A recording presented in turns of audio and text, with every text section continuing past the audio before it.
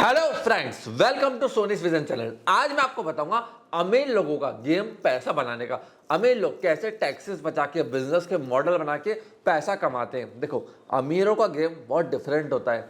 हिंदुस्तान में गरीब आदमी क्या सोचता है कि मुझे छोटा सा गल्ला लेना है, उसी पे बिजनेस करना है और उतना ही चलना है, क्योंकि मैं ज़्यादा टर्नओवर बढ़ाऊंगा, मेरा जीएसटी लग जाएगा, टैक्स लग जाएंगे और मेरी जेब से पैसा चला जाएगा। जबकि ऐसा बिल्कुल भी नहीं होता। आपको पता है हिंदुस्तान में 65% जीएसटी मिडिल क्लास लोग पे करते हैं। अमीर लोगों को जीएसटी से खेलना आता है, जीएसटी से बचना कैसे है, जीएसटी को यूज़ कैसे करना है।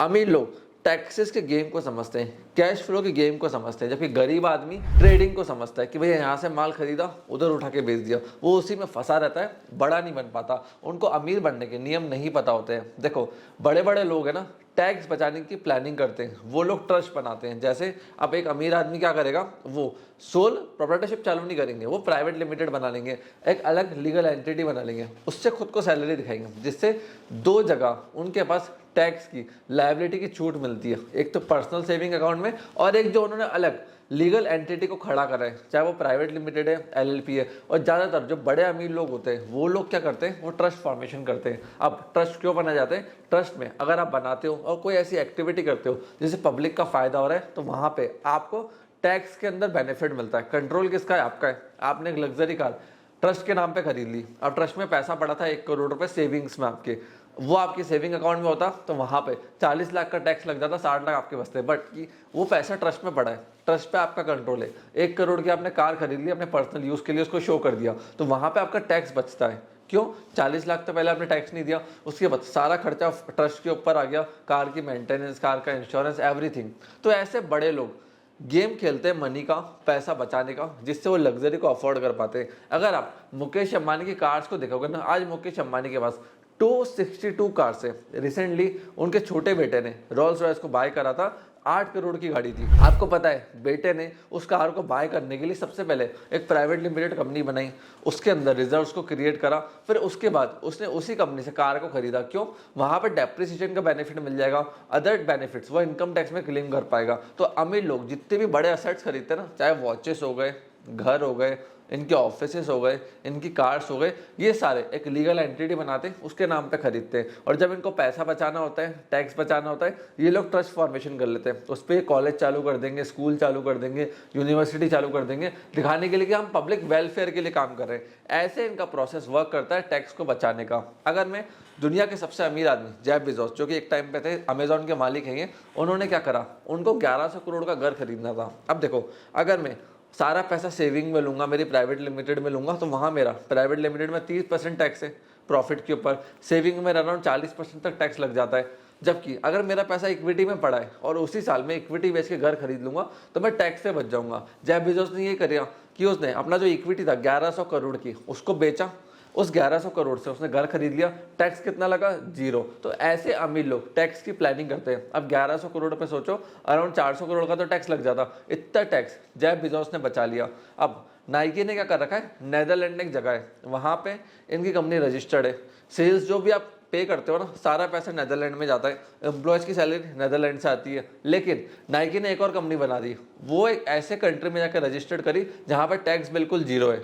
अब नाइकी का जो लोगो है ना, उस कंपनी के नाम ट्रांसफर कर दिया नाइकी ने, और नाइकी ने कहा कि जो मेन कंपनी है जहां पे टैक्स, मतलब जिस कंट्री में टैक्स 0 है, हमें उस कंपनी को रॉयल्टी देनी पड़ती है फॉर यूजिंग नाइकी लोगो। तो नाइकी क्या करता है, नेदरलैंड में जो भी प्रॉफिट होता है, जो भी उनकी इनकम होती है, प्रॉफिट को ऐसा रॉयल्टी शिफ्ट कर देता है उस कंट्री में, उस कंपनी के पास, क्योंकि वहां पर टैक्स 0 है, तो वहां पर उस कंपनी के ऊपर टैक्स लगेगा नहीं। ऐसे नाइकी अपना पूरा प्रॉफिट, जो भी उसका प्रॉफिट होता है, उसको टैक्स फ्री कर देता है। अराउंड ऐसे नाइकी बहुत सारा पैसा हर साल बचाता है। देखिए, इंडियंस बिजनेसमैन क्या कर सकते हैं, अगर आप हिंदुस्तान से हो, इंडियन हो, मेरी वीडियो देख रहे हो, तो आप दुबई में कंपनी फॉर्मेशन कर सकते हो टैक्स बचाने के लिए। अब उसके अंदर भी क्या होता है, अगर आप दुबई के अंदर बिजनेस कर रहे हो, वहाँ पे इनकम जनरेट कर रहे हो, तो आपका टैक्स 0 हो जाता है। मैंने बहुत सारी वीडियो एक्चुअली बना रखी है कि कैसे आप दुबई में कंपनी फॉर्मेशन कर सकते हो, टैक्स का प्रोसेस कैसे चलता है, कंपनी फॉर्मेशन में क्या क्या डॉक्यूमेंट्स लगते हैं, कितना टाइम लगता है। सोनी विजन एक और चैनल है मेरा, उस पर जाकर आप सारी वीडियोस को चेकआउट कर सकते हो, right from Dubai company formation process. पूरा प्रोसेस मैंने 4-5 वीडियो में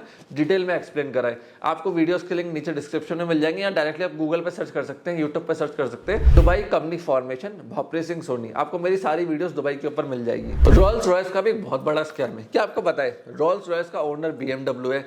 रोल्स रॉयस में जो पार्ट्स लगते हैं वो 80% BMW के लगते हैं। अब BMW की टॉप नॉच 7 सीरीज 1.5-2 करोड़ की आती है और रोल्स रॉयस 8 करोड़ की आती है, और जबकि 80% पार्ट BMW के यूज हो रहे हैं।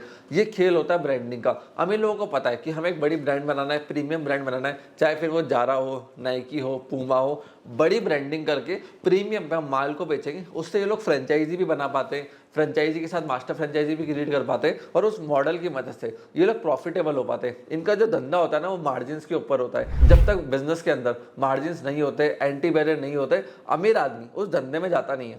एक चीज समझो, गरीब आदमी क्या करेगा, 10 आइसक्रीम के ठेले, 11वां मैंने खुद का लगा लिया।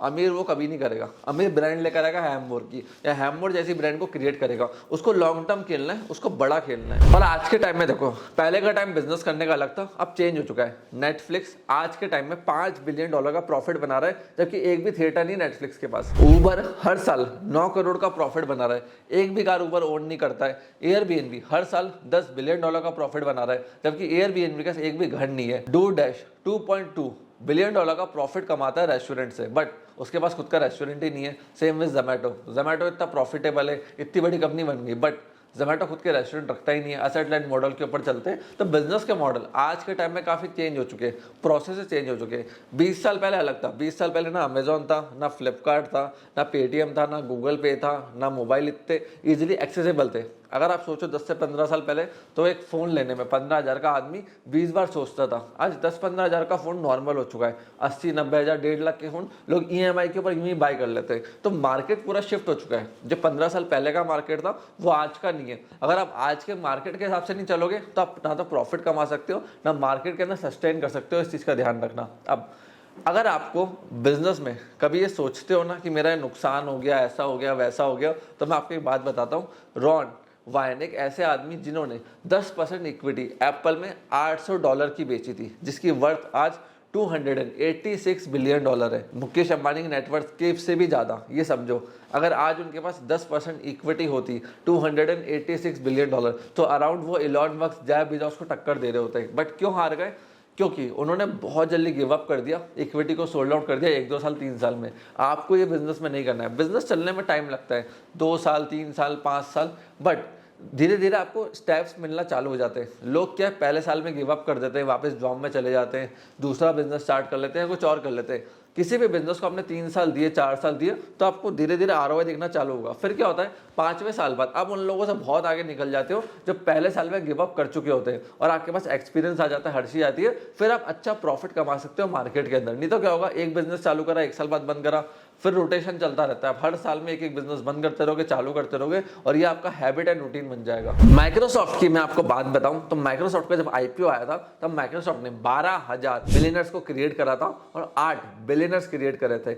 ये पावर होती है जब आप अपने एम्प्लॉयज को इंट्राप्रेन्योर बनाते हो, उनको इंसेंटिव देते हो, इक्विटी देते हो, तभी आपका धंधा ऑटो पायलट मोड के ऊपर चलता है। एक चीज समझना, आपका बिजनेस बड़ा क्यों नहीं हो पा रहा है, ग्रो क्यों नहीं हो पा रहा है? आप लोग क्या करते हो, आप एम्प्लॉयज को आगे नहीं बढ़ने दे रहे हो, उनको इंट्राप्रेन्योर नहीं बनने दे रहे हो, उनको अपॉर्चुनिटीज नहीं दे रहे हो, उनको इंसेंटिव नहीं दे रहे हो। वो देना जरूरी है, तभी तो आपका एम्प्लॉय मोटिवेट होगा, वो आगे बढ़ेगा, नए नए टास्क करेगा, नई नई चीजें करेगा। वो बहुत जरूरी है कि मैनेजमेंट और एम्प्लॉयज आपस में बहुत ज्यादा कनेक्टेड रहे, उनकी ग्रोथ को लेके, इंसेंटिव्स को लेके, आगे फ्यूचर प्लान्स को लेके। उससे कंपनी बहुत तेजी से आगे बढ़ती है। इस चीज का ध्यान रखें। अगर आपको भी बिजनेस ऑटोमेशन में दिक्कत आ रही है, ग्रोथ में दिक्कत आ रही है, तो मैंने बहुत सारी videos business automation KPI KRA के ऊपर बनाई है। आप जाके उनको चेकआउट कर सकते हैं कि कैसे एक सर्विस बिजनेस को ऑटोमेट किया जाता है, KPI KRA सेट किए जाते हैं, स्केल अप किया जाता है। ये सारे वीडियोस के स्क्रीनशॉट्स आपको मेरे स्क्रीन पर दिख रहे होंगे। ये सारे थंबनेल से आप जाके यूट्यूब पे सर्च करो business automation with my name Bhopri Singh Soni, और आपको सारी वीडियोस मिल जाएंगी। उन वीडियोस से आप सीखो, नोट्स बनाओ, तो आपको आइडिया लगेगा स्केलेबल बिजनेस कैसे बनता है, ऑटोमेशन कैसे होता है, कैसे एक डिपार्टमेंट को रन करा जाता है। उससे आपको हर चीज का आइडिया लगेगा। आप देखो, बड़े बिजनेसमैन जो होते हैं ना, टाटा, बिरला, अंबानी, ये लोग लॉन्ग टर्म प्रॉफिट की सोचते हैं। ये लोग ये नहीं सोचते कि आज हमने माल खरीद लिया, आज ही बेच के शाम को हमें 10 रुपए बचाने, 100 रुपए बचाने, नहीं। लॉन्ग टर्म जाना है। लॉन्ग टर्म लोग बड़ा पैसा कमाते हैं, शॉर्ट टर्म में छोटा पैसा बनता है। इस चीज का ध्यान रखना। अब मैं आपको इसके एग्जांपल से समझाता हूँ। 1962 में वॉलमार्ट के 9 स्टोर थे और के मार्ट के उस समय 250 स्टोर थे। के मार्ट प्रॉफिटेबल नहीं था विद देयर स्टोर्स, जबकि वॉलमार्ट 9 स्टोर्स पे प्रॉफिटेबल था। और आज का वो दिन है, के मार्ट बैंकरप्ट हो चुका है, मार्केट से आउट हो चुका है, जबकि वॉलमार्ट के पास इस समय 11,000 से भी ज़्यादा स्टोर्स हैं। 20 लाख लोग उसकी कंपनी में नौकरी करते हैं। क्यों करते हैं? क्योंकि उन्होंने लॉन्ग टर्म सोचा, इनिशियल स्टोर्स को प्रॉफिटेबल करा। फ्रेंचाइजी में क्या होता है, लोग फटाफट बेच देते हैं कि बेचो, बाद में देखेंगे चलेगी कैसे कैसे चलेगी। वही नहीं देखते कि हमारा जो लोकल फ्रेंचाइजी है वो चलेगा कैसे, कस्टमर कैसे आएगा, उसका आरओआई कैसे जनरेट होगा, लूप होल्स तो नहीं है बिजनेस के अंदर। ये बड़े बिजनेसमैन सोचते हैं, छोटा बिजनेसमैन फ्रेंचाइजी बेच दो। मैंने बहुत सारी वीडियोस फ्रेंचाइजी प्रोसेस के ऊपर, हर चीज़ के ऊपर बना रखी है। अगर आपको वो सारी वीडियोस देखनी है, आप गूगल पे राइट वापस सर्च करिए फ्रेंचाइजी बिजनेस और मेरा नाम डाल दीजिए, आपको बहुत सारी मेरी वीडियोस मिल जाएंगी कि फ्रेंचाइजी एक्चुअली में रन होती कैसे है। प्रैक्टिकल गेम क्या है, मैंने उसमें कोई दुनिया से नेट से पढ़ के बातें नहीं करी गूगल से कि भैया ऐसे ऐसे बेच देना, ऐसे ऐसे मॉडल बना देना।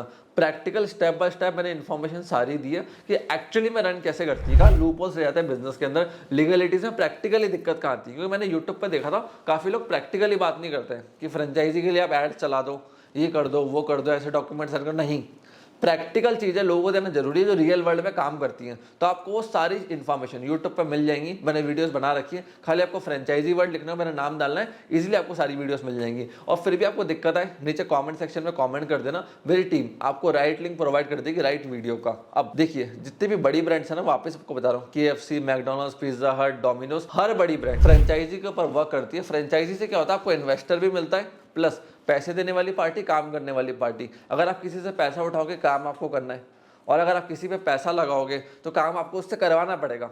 आज ये लोग एम्प्लॉयज़ को नहीं रखते, क्योंकि उनको पता है पैसा अगर हम मार्केट से लेकर आ गए, फिर एम्प्लॉय से काम कराना उसकी अलग हेडेक। तो ये सारी ब्रांड्स फ्रेंचाइजी मॉडल में जाती है, जिससे पैसा भी इनका नहीं लगा, मैन पावर रिसोर्सेज भी इनकी नहीं लगी। तो ये एसेट लाइट मॉडल पे रहते हैं कि हम खाली एक चीज़ करेंगे, बाकी सारा काम फ्रेंचाइजी में डेलीगेट कर देंगे। देखो, पैसा बनाना कोई बड़ी बात नहीं है। धीरूभाई अंबानी, गौतम अडानी, ओयो के फाउंडर रितेश अग्रवाल, ओला के फाउंडर भावेश, सबने इसी जन्म में पैसा कमाया है और खूब पैसा कमाया है। और बहुत लोग 100 करोड़ 500 करोड़ तो यूँ कमा रहे हैं। मैं कई लोगों से मिल चुका हूँ जो हिंदुस्तान में रहते हैं, ज़्यादा फेमस नहीं है, बट उन्होंने 100 करोड़ 400 करोड़ तक के टर्नओवर, रेवेन्यूज एंड प्रॉफिट कर रखे हैं। दुबई में आपको तो न्यू 7-8 हज़ार करोड़ के लोग मिल जाएंगे जो रोड पे यूं आराम से घूमते हैं। एक चीज समझो, माइंडसेट का फर्क होता है। लोग कहते हैं हमारे पास समय नहीं है, यंगस्टर्स के पास सन्नी लियोनी, पूनम पांडे, मियां खलीफा, इन सब की वीडियोस देखने का टाइम है। प्रीमियम सब्सक्रिप्शन लेने के लिए वो ले लेंगे ओल्ड बालाजी का, उल्लू का, इन सब ऐप्स का। बट आपकी प्रोडक्टिविटी के लिए, ग्रोथ के लिए आपने कितने ग्रोथ ओरिएंटेड काम करें, उनमें टाइम दिया है, और कितना आपने कोर्सेज में खर्च करा है जो कि प्रोडक्टिव कोर्सेज थे, ना कि नेटफ्लिक्स के ऊपर। अब एक चीज़ समझो, यंगस्टर्स जिम जाना नहीं चाहते, क्यों? बॉडी में पेन होता है, सुबह उठना पड़ता है, बट वो रात को इंस्टा चलाने को रेडी है। ईजी टास्क है ना, ईजी काम है।